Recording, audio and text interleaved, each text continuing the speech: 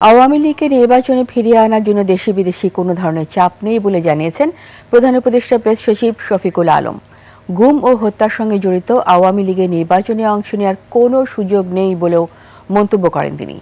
মাগুরায় জুলাই শহীদদের স্মৃতিস্তম্ভ উদ্বোধন শেষে সাংবাদিকদের প্রশ্নের উত্তরে তিনি কথা বলেন। মাগুরার প্রতিনিধি পাঠানো তথ্য ছবিতে ডেস্ক রিপোর্ট।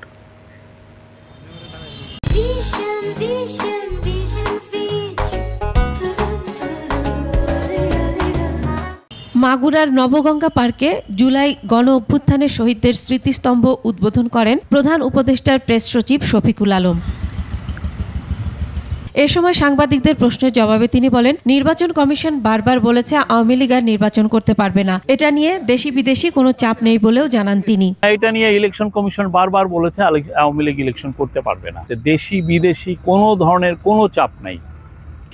আমাদেরকে কেউ বলছেন না যে ওদেরকে ইলেকশনে ইলেকটোরাল প্রসেসে ফিরিয়ে আনো, বরং সবাই বলছেন, অবাক হচ্ছেন যে এত বড় খুন করেছে তারা, এত বড় হত্যাযজ্ঞ করেছে, এত ছেলে মেয়ে বাচ্চা ছেলে, এখানে যারা শহীদদের নাম আছে এখানে তাদের বয়স কত ছিল?